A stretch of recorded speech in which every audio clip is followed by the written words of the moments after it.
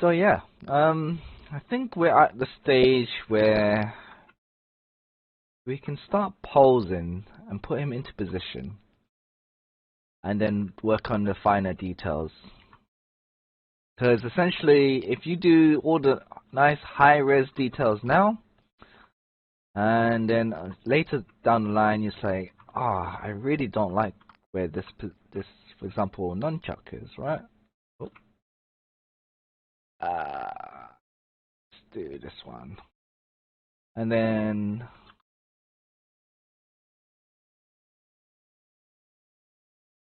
so for example, it's like, oh, you did all this high-res detail, right? And then you don't like where it is, and then you decide later on, oh, you want to move it, but then, for example, it's not interacting properly, and then you have to move it, and then your details just kind of slowly not work, all right? Because that's not where it was in the position. Whereas if you pose it now, when you kind of have the design kind of blocked out, you can do the high res details later at your leisure and just have fun with it, you know? But firstly, I guess I still do need to do the shoes. There's parts in the rubber, these parts, that I need to indent in and create some definition, right? So I've done this process, I've started to incorporate this process into my workflow quite often as of late. It works quite well. It's essentially Dyna message function where you use one object to cut objects from the. It uses like, for example, this square, right? This square, and it's like, oh, I can use this tool or this object to slice parts from my mesh, right? So I'll show you this now. So bear with me, because it is a process. Firstly,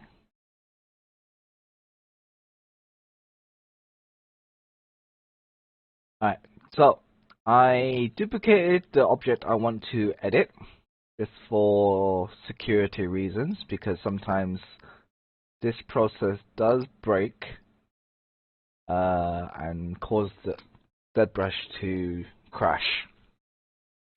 So first things first, save as your project. Let that do its thing, and we'll get to editing this mesh. So do 500, we'll round up to 504, and Dynamesh. This will create your mesh, generate a high resolution, so you get a cleaner subtraction from your object. Because the more resolution or higher density resolution, the cleaner, the more Zbrush has to work with. Alright. So this will be my tool to cut from shoes. Yeah. So I want to line it up into position. Toggle subtraction. Alright. Live boolean is rendering.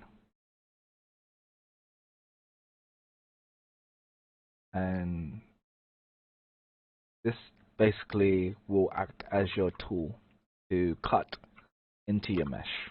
Right? So now obviously this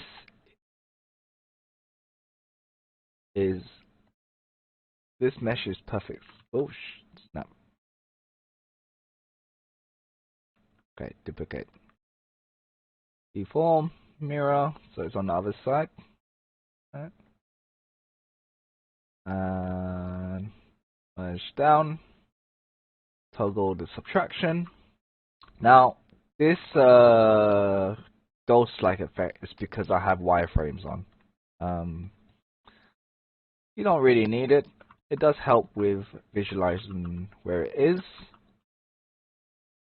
but essentially with symmetry on and local symmetry and holding control, as long as the tool itself is not subdivided, you can do that, and you can slowly cut away from the mesh. Obviously adjust accordingly to your object. Now I look at that, it's like, oh, it's a bit too fat, essentially, yeah? Too thick. So do this. Now there is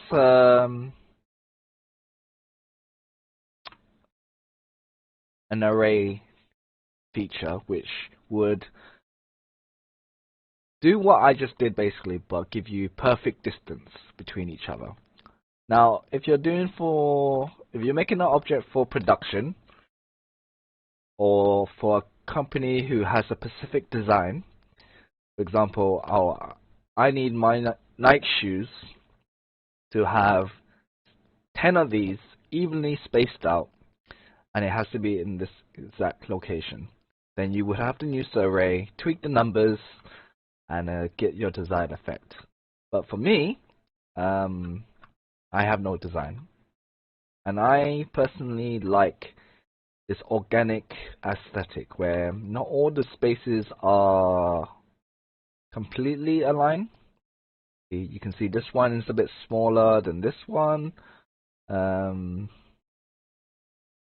so forth.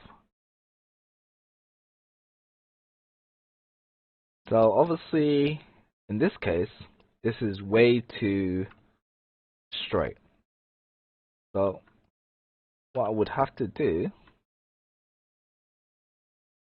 now this is where wireframe comes in handy, right? You can see what you're selecting. So I'm gonna mask this object. So I'm only affecting these ones. And then I'm gonna move it down. Right? So there's a little bit of elevation between the large gap that supports your shin, not shin, your heel bone. I think it's it. Well, the back of your feet anyway. Will support the back of your feet. Now, obviously, in general terms, this would be much larger because obviously you want the center of the ball of your feet or your foot to be in the center, so it supports a lot of weight. Otherwise, it'll be really quite uncomfortable. But for here, for look-wise, I think it's okay. So now that we got the tool into position, now obviously I can leave it like this and adjust it later. I'm happy with it where it is right now. So what I want to do is go to the upper tool, the main shoe. Make sure that this tool is obviously in subtract mode. I'm going to merge down, and then you see it's like completely undo what I've done. What's actually kind of happening is that this tool saves its detail, and it knows it's kind of like a subtract tool. So if you hold control with Dynamesh on, click, hold down, the mesh will cut into it. Alright, there you go. Now obviously there's a few artifacts that it has made. There's how I created the shoe was like the inside and the outside, and then I laid on top of each other, and Dynamesh is just trying to figure it out as it goes along. But essentially, I have the look I want, right? So that was successful. Now I kind of have to clean up my mesh. It's kind of like trying to figure out the pieces bit by bit and try to figure out which pieces I can keep and which pieces I can get rid of. Right? It's just trial and error.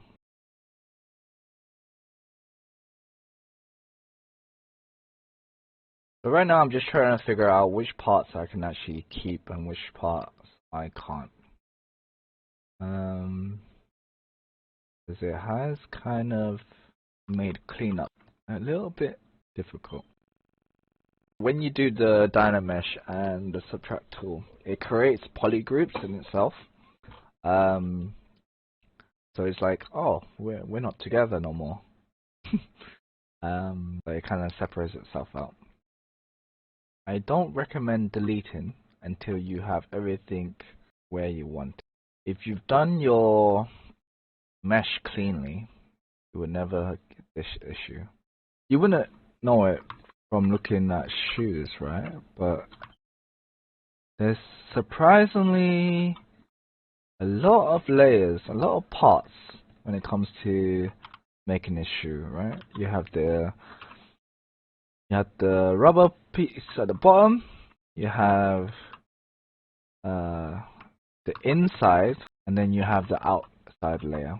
And then in some cases, you even have more layers on top of the outer layer. But those details can slowly work in. You know? Okay, obviously later down the line you would refine this even more, but right now I'm just cleaning up my mess. If it doesn't work all at once, do it piece by piece and you will eventually get it done.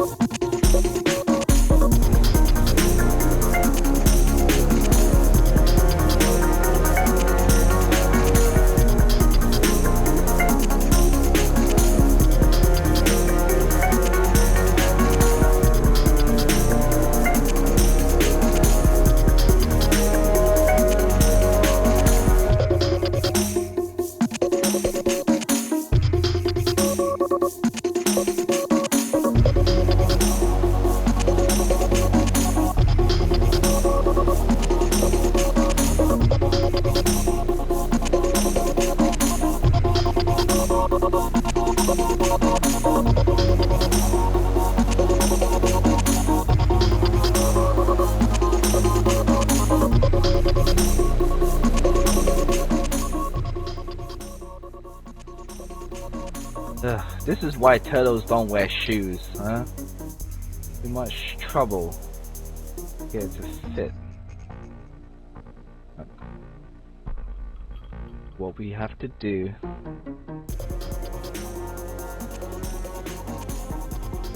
get the design we want.